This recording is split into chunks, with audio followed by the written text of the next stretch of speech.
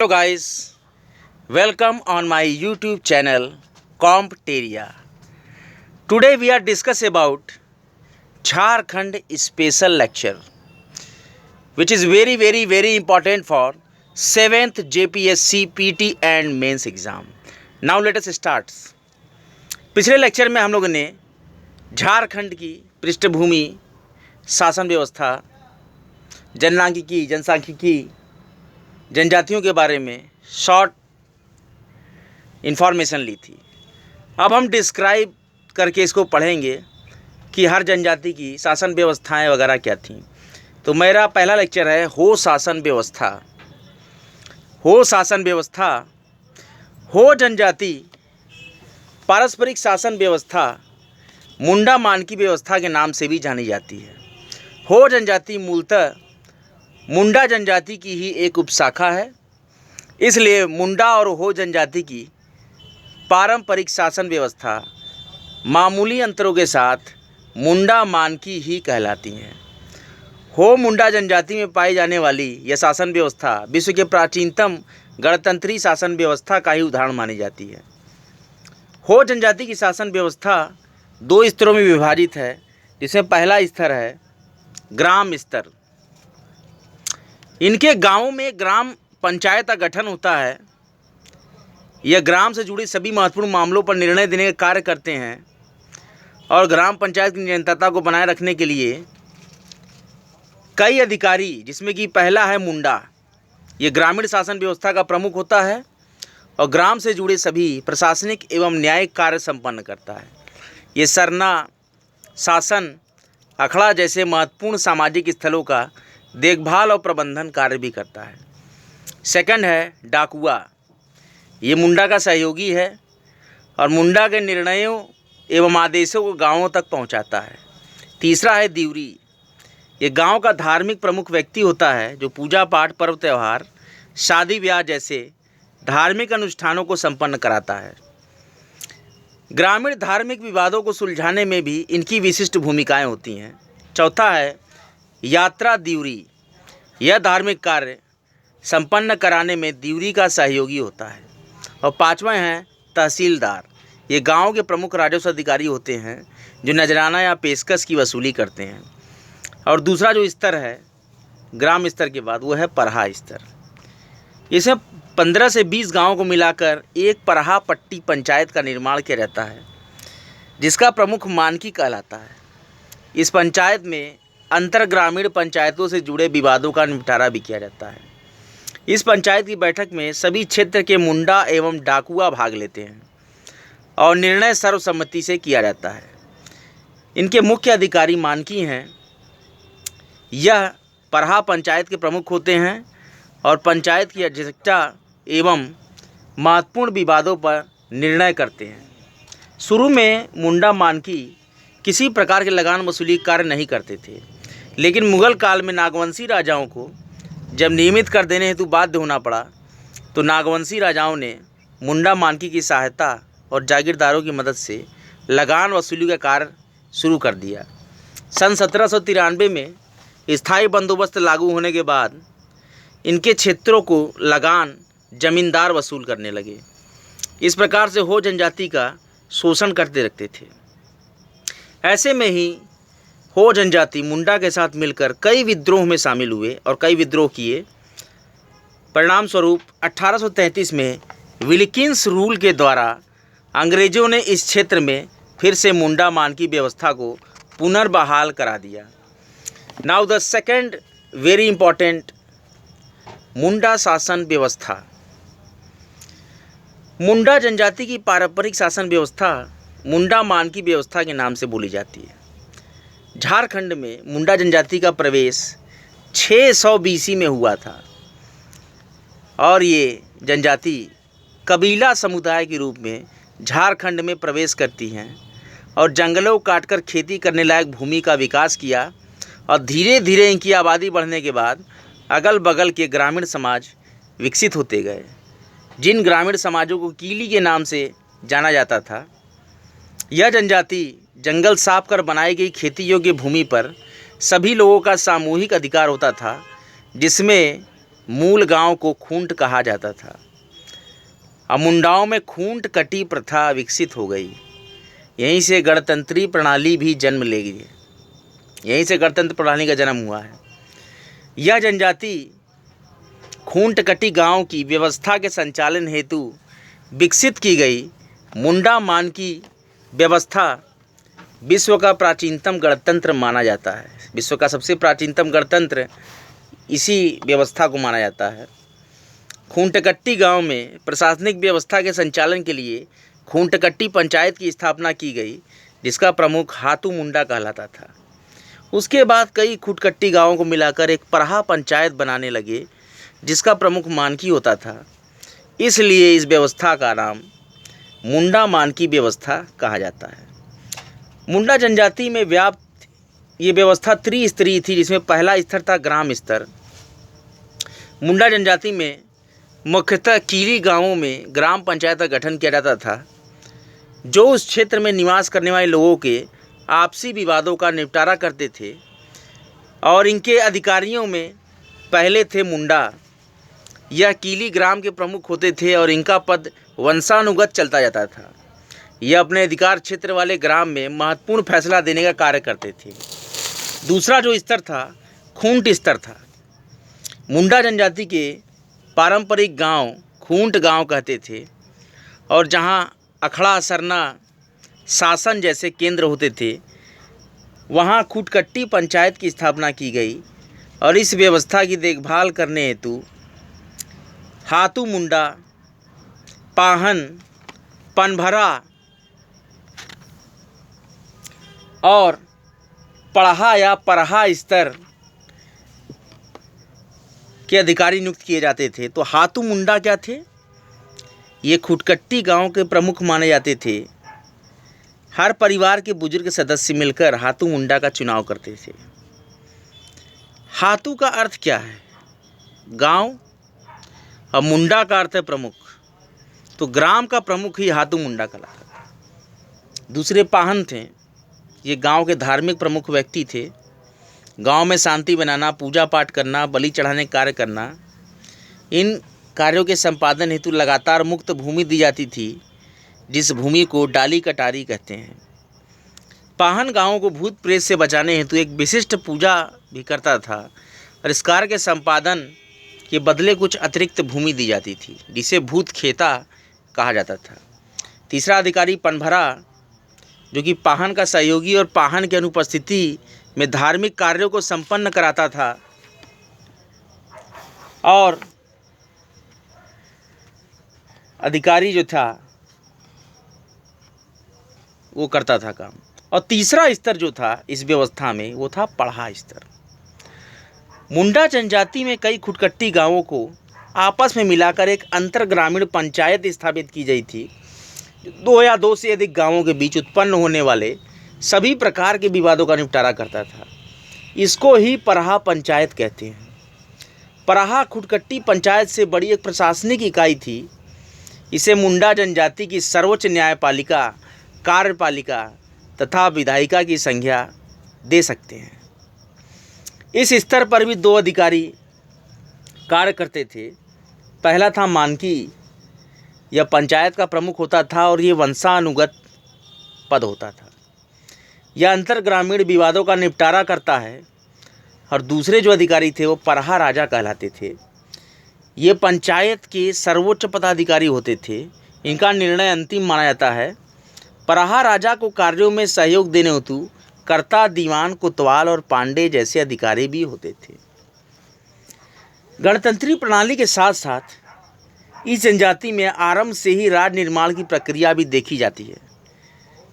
जैसे ऋषा मुंडा के प्रयासों से सुतिया नागखंड राज्य गठन के रूप में देखने को मिलता है। केसी राय ने भी मुंडा एंड देयर कंट्रीज नामक पुस्तक में लिखा है कि मुंडा जाति 81 पीढ़ी 83 पीढ़ी 81 पीढ़ी 83 सीढ़ी, सीढ़ी का मतलब है यहाँ उच्च और निम्न भूमि, इन पर भी शासन की थी। और ऐतिहासिक स्रोतों के अनुसार ऋषा मुंडा ने परहा सरदारों को मिलाकर जिस राज्य की स्थापना की, उस राज्य का नाम सुतिया नागखंड था। इनके पहले राजा सुतिया पाहन हुए। इसकी राजधानी सुतियांबे में स्थित थी। यह राज्य 7 गढ़ और 21 परगना में बटा हुआ था। कैसा था? 21 परगना में बटा हुआ था। वो मुंडा शासन व्यवस्था में परहा स्तर में परहा पीर पट्टी पंचायत, ये प्रमुख अधिकारी इनके। पढ़हा राजा के सहयोगी थे कर्ता, दीवान, कोतवाल, पांडे, लाल, दरोगा। फिर दूसरा था मानकी, जो परहा पंचायत प्रमुख और अंतर ग्रामीण पंचायतों के विवादों का निपटारा करता था। फिर ग्राम स्तर पर कुटकट्टी पंचायत में प्रमुख अधिकारी हाथू मुंडा, जो प्रमुख मुखिया, ग्राम प्रमुख, पहान मुख्य पुजारी, पनभरा पहान का सहयोगी था। और दूसरा स्तर ग्राम पंचायत में प्रमुख अधिकारी थे मुंडा, वंशानुगत पद होता था और ये गांव के प्रमुख होते थे। इस प्रकार से अगली जो शासन व्यवस्था है जिसकी चर्चा हम करेंगे वो बहुत ही इम्पोर्टेंट है। JSSC में राजस्व कर्मचारी परीक्षाओं में, ग्राम सचिव की परीक्षाओं में अक्सर मैंने प्रश्न देखा है। नागवंशी शासन व्यवस्था से बहुत से प्रश्न पूछे जाते हैं। Very very very important topic for JPSC-PT, Nagvanshi शासन व्यवस्था। Let's start the topic. Nagvansh के संस्थापक राजा फड़ी मुकुट राय थे। इन्होंने 64वीं AD में नागवंश की स्थापना की थी। मुंडा वंश का संस्थापक राजा सुतिया मुंडा के अंतिम उत्तराधिकारी राजा मदरा मुंडा हुए और मदरा मुंडा ने सभी पहाड़ा पंचायतों के मानकियों से सलाह करके अपने दत्तक पुत्र फड़ी मुकुट राय को 64वीं AD में सत्ता सौंप दी। ये एक जनजाति समाज द्वारा गैर जनजाति समाज को सत्ता सौंपने की घटना थी, बहुत इंपॉर्टेंट। अब नागवंश की स्थापना मुंडा राज्य के उत्तराधिकारी राज्य के रूप में हुआ, इसलिए नागवंशी राजा मुंडाओं को अपना बड़ा भाई मानते थे और मुंडाओं की परंपरागत शासन व्यवस्था मुंडा मानकी को आदर करते थे। साथ ही अपने प्रशासनिक कार्यों के संचालन में भी उनका सहयोग प्राप्त करते थे। इस काल में मुंडा मानकी व्यवस्था भूइंहरी व्यवस्था के नाम से जानी जाने लगी। इस काल में पढ़हा को पट्टी कहा जाने लगा, जो कि एक प्रशासनिक इकाई थी। अब मनकों को भूइंहर कहा जाने लगा, जो कि एक प्रशासनिक अधिकारी थे, पद था एक। लेकिन ग्रामीण पंचायती व्यवस्था पहले की ही भांति है। फड़ी मुकुट राय ने विशेषकर बनारस के लोगों को छोटा नागपुर आने का निमंत्रण दिया था, जिसमें कुंवर, लाल, ठाकुर, दीवान, कोतवाल, पांडे ये लोग प्रमुख थे। इन लोगों को प्रशासन में महत्वपूर्ण पदों पर नियुक्त भी कर दिया। मुगलों के काल में नागवंशी राजाओं की स्थिति बदली। विशेषकर नागवंशी राजा दुर्जन साल को जब जहांगीर ने 12 साल बंदी बनाया और फिर रिहाई के बाद उन्हें 6000 रुपये वार्षिक लगान देने को मजबूर किया। फिर इस क्षेत्र में प्रशासनिक स्वरूप बदल गया और आरंभ में नागवंशी राजाओं ने नियमित कर वसूली का जिम्मा मुंडा मानकी को ही सौंप दिया। लेकिन बाद में यह जिम्मेवारी जागीरदारों को दी गई, जिसे जागीरदारी प्रथा का नाम दिया जाता है, अब जो हम लोग पढ़ते हैं। सन 1765 में मुगल बादशाह शाह आलम ने अंग्रेजों को बंगाल, बिहार, उड़ीसा का दीवानी अधिकार प्राप्त हुआ, जो आगे चलकर लॉर्ड कॉर्नवालिस ने 1793 में स्थायी बंदोबस्त लागू किया। इस प्रक्रिया में जमींदारों को भूस्वामी माना गया। अब लगान वसूली का कार्य जमींदारों को दिया जाने लगा था। इसी समय परहा प्रणाली परगना में बदल गई, वही परहा को परगना बोलते हैं। जमींदारों ने इस क्षेत्र का जमकर शोषण किया और बड़े पैमाने पर जमीन से जुड़ी अधिकारों में हेर फेर करने लगे। बंगाल, बिहार से आने वाले लोग बड़े पैमाने पर भूस्वामी बन गए और जंगलों पर अधिकार कर लिए। तभी नागवंशी व्यवस्था कमजोर हुई। अब मुंडा मानकी का महत्व धार्मिक क्रियाकलापों तक सिमट कर रह गया। लेकिन नागवंश का इतिहास चलता रहा। फिर 1963 में बिहार जमींदारी उन्मूलन कानून लागू होने के बाद नागवंश का अंत हो गया। इसके अंतिम राजा चिंतामणि शरणनाथ शाहदेव और अंतिम राजधानी रातूगढ़ रही थी। छोटा नागपुर का इतिहास, कुछ संदर्भ तथा कुछ सूत्र, जिसके की रचयिता हैं डॉक्टर BP केसरी, इसमें नागवंशी शासन व्यवस्था के अंतर्गत काम करने वाले अधिकारियों का वर्णन जो मिलता है उसमें मैं आपको बताता हूँ। ग्राम स्तर पर कई अधिकारी अपने अपने क्षेत्र इलाकों में अलग अलग जिम्मेदारियों का निर्वहन करते थे, जिसमें 22 अधिकारियों का वर्णन प्राप्त होता है। किस किताब में? बीपी केसरी की छोटा नागपुर का इतिहास, कुछ संदर्भ तथा कुछ सूत्र। तो पहले थे महतो, फिर भंडारी, पांडे, पोद्दार, अमीन, साहनी, बड़ाइक, विरितिया, घाटवार, इलाकादार, दिगवार, कोटवार, गुड़ाइत, जमादार, ओहदार, तोपची, बारकंदाज, बक्सी, चौबदार, बराहिल, चौधरी और गोंचू। इनमें भी जो बहुत प्रमुख थे उसमें महतो थे। महतो के गांव का महत्वपूर्ण व्यक्ति होता था महतो, जिसको महत्तम कहलाते हैं, तो महत्तम समझते हैं वही महतो है। और भंडारी राजा के गांव में खेती बाड़ी करने और अन्न भंडारण करने हेतु इनकी नियुक्ति की जाती थी। और भंडारिक यह भंडारगिरी का प्रहरी होता था, सुरक्षा करता था भंडारिक। दूसरा स्तर जो बताया इन्होंने, पट्टी स्तर। परहा को पट्टी कहा जाने लगा नागवंश में, और इस स्तर पर काम करने वाला अधिकारी मानकी कहलाता था। अब भुइंयर कहलाने लगे मानकी, तो मानकी थे भुइंयर कहलाने लगे, जिनकी परहा को पट्टी के नाम से जाना गया। मुख्य अधिकारियों की चर्चा कर लें।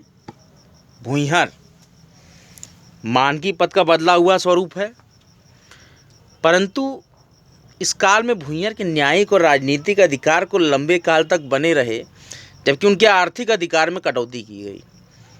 और जागीरदार मुगल काल में लगान वसूली करते के लिए इनको नियुक्ति हुई। और पाहन पड़हा में किसी भी प्रकार के आयोजन की व्यवस्था करना, जैसे बलि, भोज, प्रसाद, इसके लिए पाहन होते थे। तीसरा स्तर राज्य स्तर है। राजा को महाराजा कहकर संबोधित किया जाने लगा और वह प्रशासन का सर्वोच्च बिंदु था। और महाराजा के सहयोगी अधिकारी दीवान, पांडे, कुंवर, लाल, ठाकुर इस नाम से जाने जाते थे। इनको भी राजा कहा जाता था। और राज्य परिवार से जुड़े सदस्य इन पदों पर बिठाए जाते थे। जैसे जरियागढ़ के राजा ठाकुर महेंद्र नाथ शाहदेव थे, तो बड़कागढ़ के राजा ठाकुर विश्वनाथ शाहदेव थे। राजा के सबसे प्रमुख सहयोगी अधिकारियों में दीवान थे, जो कि शासन में वित्तीय मामलों को देखते थे। और पांडे जो थे वो पंच में या पढ़ा राजा की अनुमति से लिए गए निर्णय को मौखिक रूप से बताते थे, मतलब लिखते नहीं थे, मौखिक रूप से बता दिया करते थे। तो नागवंशी राज्य के गठन में जो प्रमुख अधिकारी, उसमें महाराजा, प्रथम महाराजा फड़ी मुकुट राय, और उनके सहयोगी में राजा कुंवर लाल ठाकुर। अब पट्टी पंचायत परहा पट्टी में प्रमुख अधिकारी भुइंयर, जो पहले मानकी कहे जाते थे, और फिर जागीरदार। और ग्राम पंचायत स्तर पर जो अधिकारी में महतो, मुंडा, महत्तम ग्राम के प्रमुख व्यक्ति, भंडारी, भंडारगर प्रमुख, पांडे, गौंचू, ओदार, अमीन और बक्सी, इस तरह से 22 अधिकारी थे। इस प्रकार से आज हमारा झारखंड जीके का दूसरा लेक्चर कंप्लीट हो गया।